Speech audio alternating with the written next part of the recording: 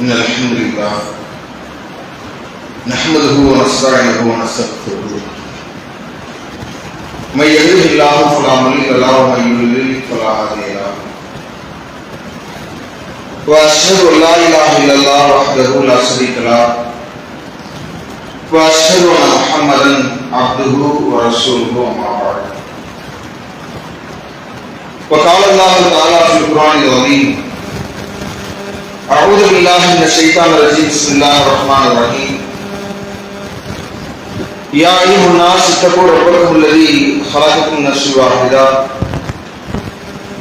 وخلق منها زوجها وبث منهما رجالا كثيرا ونساء واتقوا الله الذي تساءلون به والأرحام إن الله كان عليكم رقيبا. அன்பிற்குரிய சகோதரர்களே, அல்லாஹ்வுடைய பெயர்களால் நாட்களிலேயே சிறந்த நாளான இந்த ஜும்ஆவுடைய தினத்தின் வணக்கத்தை அல்லாஹ்வுடைய தூதர் ஸல்லல்லாஹு அலைஹி வஸல்லம் அவர்கள் காட்டித் தந்த அடிப்படையில் நிறைவு செய்கிற நோக்கில் கூறியிருக்கிறோம். இந்த சந்தர்ப்பத்தில் இன்னும் ஒரு சில தினங்களில் ஹிஜ்ரி ஆண்டில் முஹர்ரம் மாதத்தை அடையவிருக்கிறோம். இந்த மாதத்தை பொறுத்தவரை திருமறை குர்ஆன் நமக்கு இந்த மாதம் குறித்து சொல்லி காட்டுகிற போது அல்லாஹ்விடத்தில் இன்ன இத்தத சுஹூரி இந்தல்லாஹ், அல்லாஹ்விடத்தில் மாதம் என்பது 12 மாதங்கள். அந்த மாதங்களில் அர்பஅத்து மின்ஹா ஹுருமுன், 4 மாதங்கள் புனித மாதங்கள் என்று இறைவன் சொல்லி காட்டுகிறார். இறைவன் புனித மாதங்களாக அறிவித்த ஒரு மாதமாக இந்த முஹர்ரம் மாதத்தையும் நாம் பார்க்கிறோம். இந்த மாதத்தின் சிறப்புகளை நபிமொழிகளிலையும்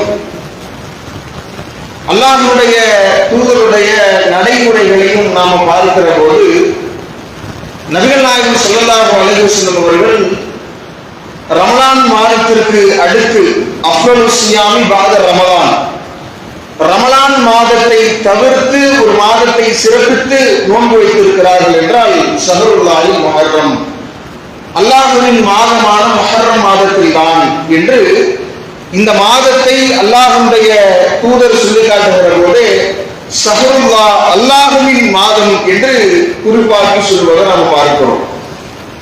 அப்பேற்பட்ட ஒரு சிறந்த மாதமாக மார்க்கம் நமக்கு இந்த மாதத்தை அடையாளப்படுத்துகிறது.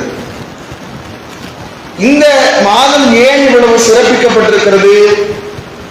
அல்லாஹ்வுடைய தூதர் வருகை பெறுகிற அந்த தூதராக அனுப்பப்படுகிற போது மக்காவில் வாழ்ந்த அந்த மக்கள் காபத்துல்லாஹ்விற்கான அந்த திரை சீலையை மாற்றுகிற நாளாக இந்த முஹர்ரம் மாதத்தில் ஒரு நாளை தான் ஏற்படுத்தி வைத்திருக்கிறார்கள்.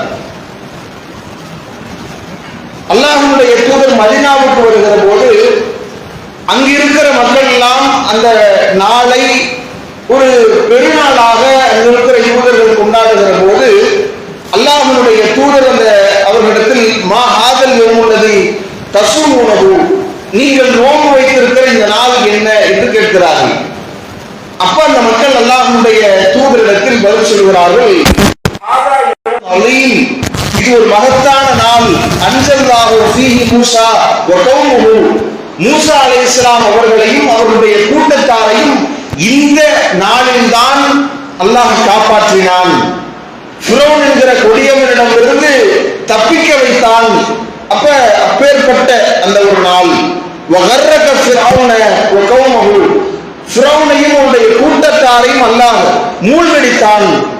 ஃபஸாமஹு மூஸா சுக்ரன், அல்லாஹ்விற்கு அந்த நாளை நினைவுபடுத்தி நன்றி செலுத்தும் முகமாக நபி மூஸா அலைஹிஸ்ஸலாம் அவர்கள் நோன்பு நோற்றார்கள். அதனால் நாங்களும் அந்த நாளை நினைவுபடுத்தி இறைவனுக்கு நன்றி செலுத்தும் விதமாக நாங்கள் நோன்பு நோக்கிறோம் என்று சொல்கிற போது அல்லாஹ்வுடைய தூதர் சொல்கிறார்கள், ஃபனஹ்னு அஹக்கு வ அவ்லா பி மூஸா மின்கும், உங்களை விட மூஸா அலைஹிஸ்ஸலாம் அவர்களுக்கு நாங்கள் தான் மிக நெருக்கமானவர்கள் என்கிற காரணத்தினால நாமும் நோன்பு நோக்க வேண்டும் என்று அல்லாஹ்வுடைய தூதர் அந்த ஆஷூரா தினத்தன்று முஹர்ரம் மாதத்தில் நோன்பு நோக்க சொல்கிறார்கள். யூதர்களுக்கு மாறு செய்ய வேண்டும் என்கிற காரணத்தினால நீங்க அவங்க 10வது நாள் வைக்கிறார்கள், நீங்கள் 9, 10 என்கிற அடிப்படையில் வையுங்கள் என்று அல்லாஹ்வுடைய தூதர் நமக்கு வழிகாட்டி சென்றிருக்கிறார்கள். இதில் கவனிக்க வேண்டிய விஷயம் என்ன என்றால், அல்லாஹ்வுடைய தூதர் ரொம்ப மிகுந்த ஒரு நன்மை பொருந்திய ஒரு காரியமாக இதை நாம் நமக்கு அடையாளப்படுத்துகிற, திருமறை குர்ஆன் புனித மாதமாக டிக்ளேர் செய்கிற, அல்லாஹ்வுடைய தூதர் ஷஹ்ருல்லாஹ் அல்லாஹ்வின் மாதம் என்று குறிப்பிடுகிற நன்றி செலுத்தும் முகமாக நோன்பு வைக்கப்பட வேண்டிய அளவிற்கு சிறப்பு வாய்ந்த இந்த நாட்களை இன்றைக்கு முஸ்லிம் சமுதாயம் எப்படி பார்த்து வருகிறார்கள்? இந்த மாதத்தில் நடக்கிற மார்க்கத்திற்கு மாற்றமான நிகழ்வுகள் என்ன யோசிச்சு பாருங்க. இந்த மாதம் வந்துவிட்டால் பிறை 1லிருந்து துவங்கி 10 வரைக்கும் திடீரென்று சைவர்களாக, அப்படியே சைவம் உண்ணக்கூடியவர்களாக மாறிவிடுவார்கள். மீன் சாப்பிடக்கூடாது, இன்னென்ன மாமிசங்களை சாப்பிடக்கூடாது என்கிற முடிவை எடுத்துக் கொள்கிறார்கள். அதே போல இந்த நேரங்களில் திருமணங்களை நடத்த மாட்டார்கள். இதுல பஞ்சா என்கிற பெயரில் ஆண்களும் பெண்களும் கலந்து கொண்டு ஊர்வலங்களாக உலா வந்து பல அனாச்சாரமான காரியங்களை இன்றைக்கு அரங்கேற்றுக் கொண்டிருக்கிறார்கள். இஸ்லாத்தின் சாயத்தை பூசிக்கொண்டு வேறு மத கலாச்சாரங்களை அப்பட்டமாக நாங்கள் தீ மிதிக்கிறோம் என்கிற பெயரில் நெருப்பை வளர்த்து அதில் சும்மா இவர்களாக நடந்துவிட்டு அவர்களுக்காக நாங்கள் இன்ன இஸ்லாத்திற்காக அதை செய்கிறோம் என்கிற போர்வையில் அதை செய்கிற நிலையை பார்க்கிறோம். அதே மாதிரி அன்றைக்கு கொள்கட்டை எடுக்கிறது, அன்றைக்கு பல்வேறு விதமான சித்திரவதைகளுக்கு தங்களை உட்படுத்திக் கொண்டு நன்றி செலுத்த வேண்டிய நாளை எந்த மார்க்கம் நபி மூஸா அலைஹிஸ்ஸலாம் அவர்களை நினைவு கூர்ந்து நன்றி செலுத்துவதற்கான நாட்களை நமக்கு அளித்திருக்கிறதோ, அல்லாஹ்வின் மாதம் என்று அடையாளப்படுத்தியிருக்கிறதோ, அந்த மாதத்தை ஏதோ ஒரு மோசமான மாதத்தை போன்று, ஒரு துக்கத்தை அனுஷ்டிக்கிற ஒரு மாதங்களாக நாட்களாக கருதி முஸ்லிம்கள் இப்படி செயல்பட்டு வருவதை நாம பார்க்க முடிகிறது. ஆனா எவ்வளவு மகத்தான நாள் இது! அந்த நாட்களை இறைவன் நம் கண் முன்னால் கொண்டு வந்து நிறுத்துகிறான். திருமறை வசனங்களை நீங்கள் எடுத்து பார்க்கலாம். எவ்வளவு முக்கியத்துவம் வாய்ந்த நாள் இந்த நாள்ல. அதுல கிடைக்கிற முதல் படிப்பினையே என்ன? அல்லாஹ்வுடைய தூதர் என்ன செய்கிறார்கள்? யூதர்களுக்கு நீங்கள் மாறு செய்ய வேண்டும். 10வது தினம் மட்டும்தான், அந்த தினத்தில் தான் நபி மூஸா அலைஹிஸ்ஸலாம் அவர்கள் அந்த மக்களை காப்பாற்றுகிறார்கள் என்கிற போது, யூதர்களோடு நாம் எந்த காரியத்திலையும் இணைந்துவிடக் கூடாது என்கிற காரணத்தினால் வேறொரு நாளில் நீங்கள் சேர்த்து 9, 10 என்று நோன்பு வைக்க வேண்டும். நான் உயிரோடு இருந்தால் நானும் நோற்பேன் என்று அல்லாஹ்வுடைய தூதர் சொல்லிவிட்டு சென்றிருக்கிறார்கள் என்கிற போது, அப்பட்டமாக இன்றைக்கு பிற மத கலாச்சாரங்களை அப்படியே காப்பி அடித்துக் கொண்டு எந்த எச்சரிக்கையை அல்லாஹ்வுடைய தூதர் செய்தார்களோ அவர்களுக்கு மாற்றமாக நடக்கணும். அவர்கள் ஒப்ப நடந்து விடக்கூடாது. மன் தஸப்பஹ பிகௌமின் ஃபஹுவ மின்ஹும், யார் பிற மத கலாச்சாரத்தை பின்பற்றுகிறார்களோ அவர்களை சார்ந்தவர்கள், இஸ்லாத்திற்கும் அவர்களுக்கும் தொடர்பில்லை என்று அல்லாஹ்வுடைய தூதர் எச்சரிக்கை செய்திருக்கிற போது, அந்த எச்சரிக்கையை இந்த ஆஷூரா குறித்தும் அல்லாஹ்வுடைய தூதர் செய்திருக்கிற போது, அப்பட்டமா பிற மதங்கள்ல எப்படி ஒரு மோசமான நாட்களை, இந்த நாட்களில் சுப காரியங்களை செய்யக்கூடாது, இன்ன உணவுப் பொருட்களை சாப்பிடக்கூடாது, இன்ன மாதிரி நடந்து கொள்ளக்கூடாது என்கிற காரியங்களை செய்கிறார்களோ, எப்படி தீயை வளர்த்ததில் நடந்து அதை இறைவனுக்காக செய்வதாக கருதுகிறார்களோ, எப்படி ஒரு ஆண் பெண் கலந்து ஊர்வலங்களாக சென்று பல்வேறு காரியங்களில் தங்களை ஈடுபடுத்திக் கொள்கிறார்களோ அப்படியே அதை கொண்டு வந்து இஸ்லாம் என்கிற பெயரில் இன்றைக்கு செய்கிறார்கள் என்றால் இந்த நாள் நமக்கு நினைவுபடுத்துகிற, நமக்கு வலியுறுத்துகிற முதன்மை செய்தி, பிற மத கலாச்சாரம் இஸ்லாத்தில் ஊடுருவக்கூடாது என்கிற அடிப்படையை அந்த நாள் நமக்கு நெருக்கமானதாக இருந்தாலும், அந்த நாள் நாம் சொந்தம் கொண்டாட வேண்டிய, உரிமை கொண்டாட வேண்டிய நாளாக இருந்தாலும் கூட பிறருக்கு ஒப்பாகிவிடக் கூடாது என்பதில் அல்லாஹ்வுடைய தூதர் கவனம் செலுத்தியிருக்கிறார்கள் என்றால், அதை மறந்து இஸ்லாமிய சமூகம் இன்றைக்கு பயணிக்கிற நிலையை நாம் ஒரு புறம் பார்க்கிறோம்.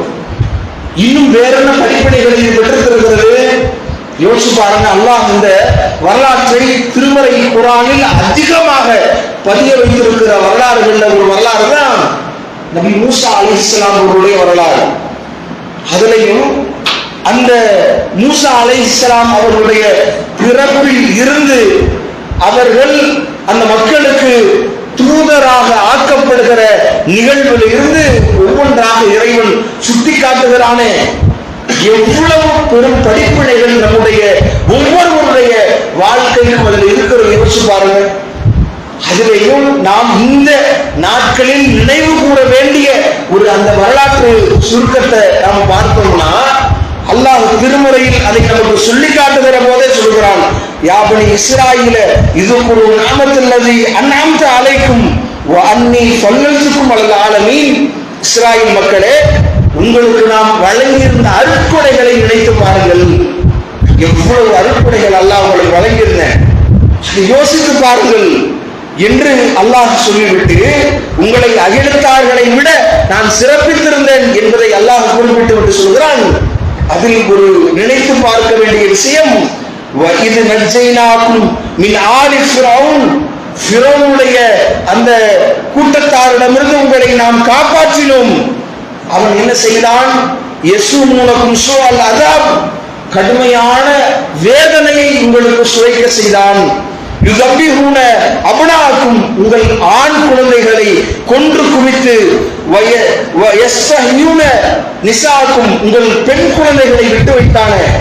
எவ்வளவு ஒரு சமுதாயத்தில் அது எவ்வளவு பெரும் பாதிப்பை, தாக்கத்தை ஏற்படுத்தி இருந்தது. அந்த பனு இஸ்ரவேலர் அந்த மக்களை இது மாதிரி ஆண்களை கொன்று குவித்து அந்த சமுதாயத்திலேயே ஒரு பெரும் ஒரு நெருக்கடியை ஏற்படுத்தி வைத்திருக்கிற இந்த சூழ்நிலையில அடிமைத்தனப்பட்டு பல்வேறு சித்திரவதைகளுக்கு உள்ளாக்கப்பட்ட அந்த மக்களை வென்று காப்பாற்ற வேண்டும் என்கிற சமூக பிரச்சனைக்காக வேண்டி இந்த தூதர் அனுப்பப்படுகிறார். நபி மூசா அலைஹிஸ்ஸலாம் அவங்க எப்படி சத்திய மார்க்கத்தை அந்த மக்கள் மத்தியில சொல்ல ஒரு தூதராக அனுப்பப்படுகிறார்களோ, இது போன்ற சமூக பிரச்சனைகளுக்கு தீர்வு வழங்கி அந்த மக்கள் அடிமைத்தலைகளை உடைத்து அவர்களை காப்பாற்றி வெளியெடுக்க வேண்டும் என்கிற அடிப்படையிலையும் அனுப்பப்படுகிறார்கள். அனுப்பப்படுகிற போது போய் முன்வைக்கிறார்கள், தன்னுடைய பிரச்சாரத்தை முன்வைத்த உடனேயே அந்த மக்கள் மனமாற்றம் அடைகிறார்கள். மனமாற்றம் அடைந்து தன்னோடு இணைந்து வருகிற போது பெரும் சூழ்ச்சிகளை செய்து அவர்களை தடுத்து நிறுத்த வேண்டும் என்கிற முயற்சி ஒரு புறத்தில் நடந்து கொண்டிருக்கிற போதே அல்லாஹ் வஹி மூலமாக நபி மூசா அலைஹிஸ்ஸலாம் அவர்களுக்கு வழிகாட்டுகிறான். இங்கிருந்து நீங்க போங்க, இங்கிருந்து நீங்கள் தப்பித்து சென்று விடுங்கள் என்கிற ஒரு அடிப்படையை அல்லாஹ்வுடைய தூதர் நபி மூசா அலைஹிஸ்ஸலாம் அவர்களுக்கு இறைவன் சொல்லி அனுப்புகிற போது பின்தொடர்ந்தவனாக பல பகுதிகளிலிருந்து பெரும் படைகளை எல்லாம் திரட்டியவனாக ஃபிரௌனும் தன்னை கடவுளாக கருதி வந்த, கடவுளாக அறிவித்து தன்னை ஒரு பெரிய ஒரு தான் கடவுள் என்கிற தன்மை படைத்தவனாக தன்னை அடையாளப்படுத்திக் கொண்டிருந்த அந்த ஃபிரௌன் நினைக்கிற போது அவனுக்கு எதிராக ஓர் இறைவனை அறிமுகப்படுத்தியதோடு இவர்களை விடக்கூடாது என்று விரட்டி வருகிறான். அங்கு நடந்த பேர் அற்புதத்தை திருமறை குர்ஆன் நமக்கு சொல்லி காட்டுகிறது. அந்த மக்கள் அவ்வளவு பெரிய இவனை எதிர்த்து நிற்க நாதியற்றவர்களாக, அவனுக்கு கீழ்ப்படிந்து பல தலைமுறையினர்களை ஆண் குழந்தைகளே இல்லாமல் இழந்து அடிமைப்பட்டு கிடந்த அந்த மக்கள் எதிர்த்து நிற்கிறார்கள். முதல் முறையாக நபி மூசா அலைஹிஸ்ஸலாம் அவருடைய சத்திய கருத்துக்களை ஏற்றுக்கொள்கிறார்கள். அதனால் எவ்வளவு நெருக்கடிக்கு உள்ளாக்கப்படுவோம் என்பதை தெரிந்து ஏற்கிறார்கள். ஏற்று இறை வழிகாட்டுதலின் அடிப்படையில் அங்கு இவர்கள் நபி மூசா அலைஹிஸ்ஸலாம் அவர்களோடு புறப்பட்டு போய் அங்கு நிற்கிற நேரத்தில் எவ்வளவு நெருக்கடிக்கு உள்ளாக்கப்படுறாங்க. யோசிச்சு பாருங்க.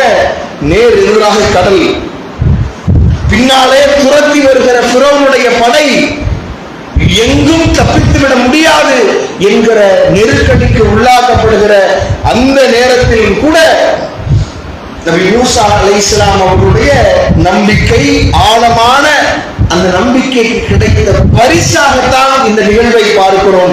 நபி மூசா அலைஹிஸ்ஸலாம் அவர்களிடத்தில் நாம் ஒளிந்து விட்டோம், மாட்டிக்கொண்டோம் என்று சொல்கிற அந்த மக்களுக்கு மத்தியில் நபி மூசா அலைஹிஸ்ஸலாம் அவர்கள் பேசுகிறார்கள், கல்லா, அப்படி அவ்வாறு இல்லை, இன்ன மஅய ரப்பி சயஹ்தீன், என்னோடு என்னுடைய இறைவன் இருக்கிறான், அவன் எனக்கு நேர்வழி காட்டுவான் என்கிற அந்த அடிப்படையை சொல்கிறார்கள்.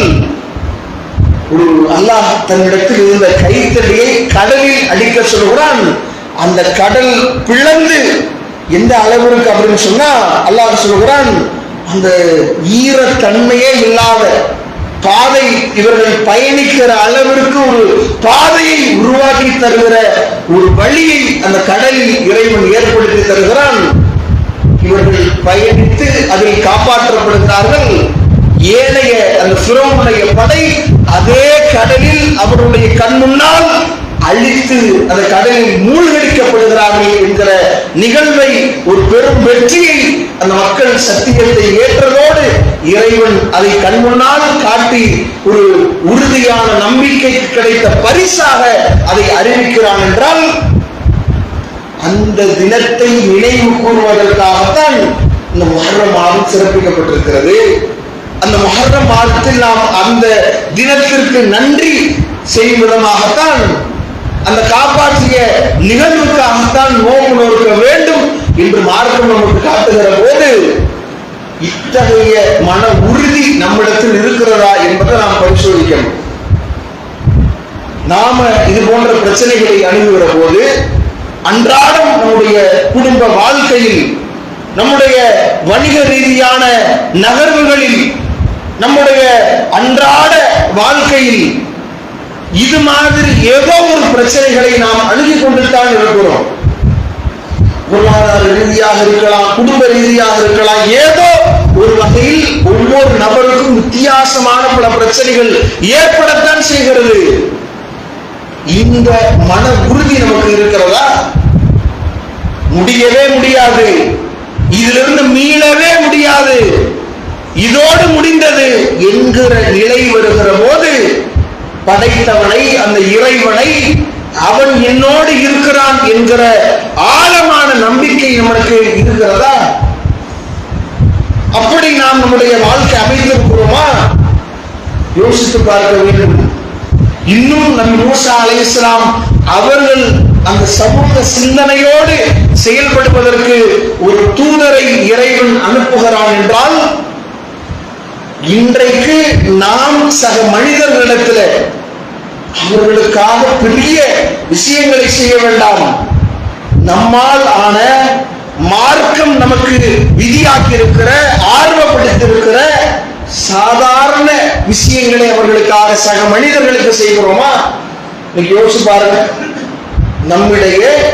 நம்மோடு இருக்கிற சக மனிதர்களை அவர்களிடத்தில் நடந்து கொள்கிற விதங்களில் நம்மிடத்தில் நம்முடைய நடவடிக்கை எப்படி இருக்கிறது? மார்க்கம் எப்படி சொல்லி காட்டுகிறது? இறைவனுடைய இரக்கத்தை பெற வேண்டும் என்றால் நீங்கள் இரக்கம் காட்ட வேண்டும். பிற மக்களுக்கு இரக்கம் காட்டினால்தான் அல்லாஹ்வுடைய இரக்கத்தை நீங்கள் பெற முடியும். உடல்நிலை சரியில்லையா ஒருவருக்கு, நோய் நலம் விசாரியுங்கள்.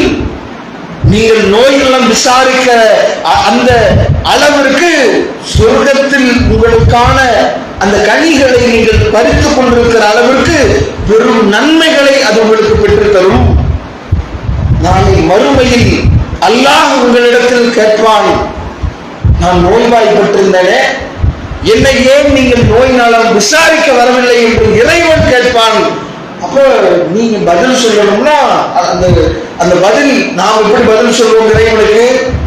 நீ அகிலத்தாருடைய ரட்சகன், நீயா இறைவா நோய்வாய்ப்பட்டு நான் உன்னை நோய் நலம் விசாரிப்பதா என்றால், என்னுடைய இந்த அடியான் நோய்வாய்ப்பட்டிருந்தானே, அவனை நீ நோய் நலம் விசாரித்திருந்தால் என்னை கண்டிருப்பாய் என்று இறைவன் சொல்வான் என்றால், நாம புது நம்மோடு சார்ந்து இருக்கிற சம்பந்தப்பட்ட சக மனிதர்களுக்கு ஒரு சிக்கல் என்றால், நம்முடைய நகர்வு, நாம் விரும்புகிற நம்மை சார்ந்து இருக்கிற யாருக்கு இருக்குன்னா நாம் அதற்கு தகுந்த மாதிரி நம்முடைய நடவடிக்கை அமைத்துக் கொள்ள வேண்டும் என்கிறது இஸ்லாமிய மார்க்கம்.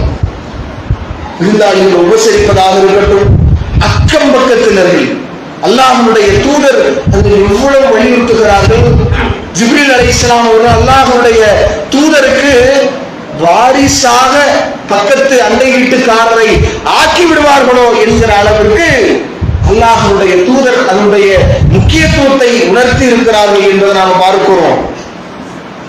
ஒரு நம்மிடையே இல்லை என்று சொன்னாலும் கூட தண்ணீரை கூட்டியாவது அவர்களுக்கு குழம்பை ஏற்பாடு செய்து கொடுங்கள் என்று அல்லாஹ்வுடைய தூதர் எதையும் அற்பமாக கருதிவிடாதீர்கள். ஆட்டினுடைய குழம்பு உங்களிடத்தில் இருந்தாலும் கூட அதை கொடுத்து உதவி செய்யுங்கள், அண்டை வீட்டாரோடு அரவணைப்போடு வாழுங்கள் என்று மார்க்கம் நமக்கு வழிகாட்டுகிறது என்றால், இது மாதிரியான சமூக சிந்தனையற்று சுயநலத்தோடு நம்முடைய வாழ்க்கை அமைந்திருக்க கூடாது என்பதை நாம இந்த நபி மூசா அலைஹிஸ்ஸலாம் அவருடைய வாழ்க்கையிலிருந்து படிப்பினையாக பெற வேண்டும் என்றால், எத்தனை படிப்பினைகளை இந்த வரலாறு நமக்கு உணர்த்தி காட்டுகிறது. அந்த படிப்பினைக்கு ஏற்ப நம்முடைய வாழ்க்கை அமைக்கிற நல்வாய்ப்பை இறைவன் நம் அனைவருக்கும் தந்தல் ஒருவனாக கூறி முடிக்கிறேன். வாஹிருதாவானா அல்ஹம்துலில்லாஹி ரப்பில் ஆலமீன்.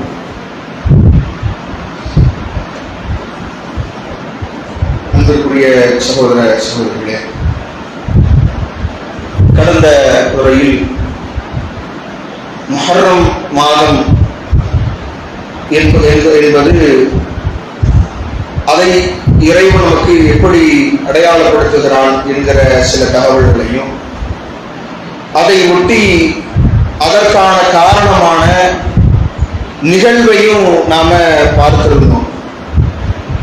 அந்த நிகழ்வில் எண்ணற்ற பல உதாரணங்களை நமக்கு ஒரு பெரும் முன்னுதாரணங்களாக நாம் நம்முடைய வாழ்க்கையில் பெறுகிற படிப்பினைகளாக நாம பார்க்க முடிகிறது. அதில் ஒன்றுதான் இந்த நன்றி செலுத்துகிற தன்மை. உலகத்திலேயே நடக்க முடியாத ஒரு அற்புதத்தை உறுதியான நம்பிக்கைக்கு இறைவன் பரிசீலிக்கிறான் என்கிற போது நம்மிடையேயும் அந்த உறுதியான நம்பிக்கை இருக்க வேண்டும், சமூக சிந்தனை இருக்க வேண்டும். இப்படி இருக்கிற போது இறைவனுடைய உதவி என்றாவது நம்மை வந்தடையும் என்பதற்கு இந்த சம்பவம் சிறந்த உதாரணமாக இருந்தாலும், இதுல நாம் பெற வேண்டிய மற்றொரு படிப்பினை என்னன்னா, நாம் நம்முடைய வாழ்க்கையில் நன்றி உணர்வோடு இருக்கணும். அல்லாஹ் ஒரு உதவியை நமக்கு செய்கிறான் என்றால் அதற்கு நன்றி கடன்பட்டவர்களாக நபி மூசா அலைஹிஸ்ஸலாம் அவர்கள் காப்பாற்றப்பட்டதோடு அந்த நாளை நினைவு கூர்ந்து இறைவனுக்காக நோன்பு நோற்றார்கள் என்கிற நிலையை அல்லாஹ்வுடைய தூதர் பார்த்து தானும் நோன்பு நோக்க ஆசைப்பட்டு தன்னுடைய சமூகத்திற்கும் அல்லாஹ்வுடைய தூதர் வஹி வாயிலாக வழிகாட்டுகிறார்கள் என்கிற போது இந்த சிந்தனை நம்மிடத்தில் இருக்கிறதா? இறைவனுடைய எவ்வளவோ பல அருட்கொடைகளை அன்றாடம் அனுபவிக்கிறோம். யோசிச்சு பாருங்க, நம்முடைய வாழ்க்கையில இன்றைக்கு பிரச்சனைகளை பெருசா நினைக்கிறோம். நம்ம வாழ்க்கை அழகா போய்கொண்டிருக்கிற போது அந்த 100 விஷயம் சரியாக இருக்கிற போது ஏதோ ஒரு விஷயத்தில் ஒரு குறை ஏற்படுகிறது. ஆனா அந்த 100ல 99 நல்ல வாழ்ந்து கொண்டிருக்கிறோம் என்பதை மறந்து ஒரு பிரச்சனையை நோக்கியே நம்முடைய வாழ்க்கை தடம் புரண்டு போய் அதை பற்றியே சிந்திப்பது, அதை பற்றியே கவலைப்படுவது, அதை சரி செய்வதற்காகவே நம்முடைய வாழ்க்கையில் பெரு நேரத்தை செலவழிப்பது என்று திசை திரும்பி திசை மாறி பயணிக்காம கிடைத்த கிடைத்த 99க்கும் இறைவனுக்கு நன்றி செலுத்துபவர்களாக. யோசிச்சு பாருங்க, உங்களுக்கு பிரச்சனையா இருக்கிற ஒன்றை தவிர்த்து அத்தனையும் உங்களுக்கு வழங்கப்பட்ட அருள்கொடைகள், அத்தனையிலையும் நீங்கள் அருள் செய்யப்பட்டிருக்கிறீர்கள், அத்தனையும் இறைவன் உங்களை நல்ல முறையில் வைத்திருக்கிறான் போது அதற்கு நன்றி செலுத்துகிற பழக்கம் இருக்கிறதா? யோசிச்சு பாருங்க, அல்லாஹ்விற்கு நன்றி சொல்லி நம்முடைய வணக்கத்தை நெறிப்படுத்தி இறைவனுக்காக உபரியான வணக்கங்களில் நம்மை ஈடுபடுத்தி இறைவனுக்கு நன்றி கடன்பட்டவர்களாக, அவனுக்கு நன்றி செலுத்தும் விதமாக நம்முடைய நடவடிக்கைகள் உண்மையில் அமைந்திருக்கிறதா என்பதை நாம் சிந்தித்து பார்க்க வேண்டும். ஏன்னா இன்னைக்கு பலருடைய நிலை கடமையான வணக்க வழிபாடுகள்ல இருந்து உபரியான வணக்க வழிபாடுகளை என்னன்னே தெரியாம இருக்கும். நம்முடைய வாழ்க்கையில தொடச்சே விட்டோம். மார்க்கத்திற்கு புறம்பான, மார்க்கம் காட்டித்தராத விஷயங்களை செய்வதில் முனைப்போடு இன்றைக்கு ஒரு கூட்டம் செய்து கொண்டிருக்கிறார்கள் என்பதை எதிர்க்கிற நாம், அல்லாஹ்வுடைய தூதர் நமக்கு மார்க்கத்திற்கு உட்பட்டதாக எவ்வளவு விஷயங்கள், காரியங்களை சொல்லி தந்திருக்கிறார்கள், அதை நாம் எப்படி கடைபிடிப்பது என்கிற சிந்தனையோடு இருக்கிறோமா? மார்க்கம் நமக்கு எவ்வளவோ வணக்கங்களை, நல்ல அமல்களை நமக்கு அடையாளப்படுத்தியிருக்கிறது. பல உபரியான வணக்கங்களை, நோன்புகளை அல்லாஹ்வுடைய தூதர் நோற்றிருக்கிறார்களே, உபரியான தொழுகைகளை அல்லாஹ்வுடைய தூதர் தொழுதிருக்கிறார்களே, பல திக்ருகளை, இறைவனை போற்றி புகழ்கிற நல்ல வார்த்தைகளை அல்லாஹ்வுடைய தூதர் நம்முடைய மறுமையில் அந்த மீசான் தராசை கணக்க செய்கிற நன்மையை, அளவிற்கு நன்மையை பெற்றுத் தருகிற பல நல்ல காரியங்களை அல்லாஹ்வுடைய தூதர் சொல்லித் தந்திருக்கிறார்களே, அதை இன்றைக்கு நம்முடைய வாழ்க்கையில கடைபிடிக்கக்கூடியவர்கள் எத்தனை பேர் என்பதை நாம் யோசித்து பார்க்க வேண்டும். அப்ப இந்த நிகழ்வுகள், இந்த ஆஷூராவை பொறுத்தவரை இதில் இன்றைக்கு இஸ்லாமிய மக்கள் பல காரணங்களை இதற்கு சொல்லிக்கொண்டு இதை துக்க நாளாக கருதி இதில் செய்கிற அந்த வழிகேட்டிற்கும் இஸ்லாத்திற்கும் தொடர்பில்லை என்பதை அந்த மக்களுக்கு தெளிவுபடுத்துவதோடு இல்லாமல் இதில் நமக்கான படிப்பினையாக பிற மத கலாச்சாரம் நம்மிடத்தில் ஒருபோதும் ஊடுருவிவிடக் கூடாது என்கிற அந்த அடிப்படையை புரிந்தவர்களாகவும் இறைவனுக்கு நன்றி செலுத்தக்கூடியவர்களாக நாம் இருக்க வேண்டும். எந்த நிலையிலையும் இதுதான் கடைசி நிலை என்று நம்முடைய உறுதி நிலையை சோதிக்கிற எந்த சோதனை நமக்கு வைக்கப்பட்டாலும் உறுதியோடு நின்றால் இறை வெற்றி கிடைக்கும் என்பதற்கான ஒரு சிறந்த ஒரு முன்னுதாரணமாக இந்த வரலாற்று நிகழ்வு நமக்கு சுட்டிக்காட்டுகிறது. இந்த வரலாற்றிலிருந்து இவ்வளவு படிப்பினைகளையும் பெற்று நம்முடைய வாழ்க்கையை இறைவனும் இறை தூதரும் காட்டித் தந்த அடிப்படையில் வாழ்ந்தவர்களாக ஏக இறைவன் நம்மை அனைவரையும் ஆக்கி அருள் புரிய வேண்டும் என்று கூறி முடிக்கிறேன். வாஹிரு தஅவானா அல்ஹம்துலில்லாஹி ரப்பில் ஆலமீன். அஸ்ஸலாமு அலைக்கும்.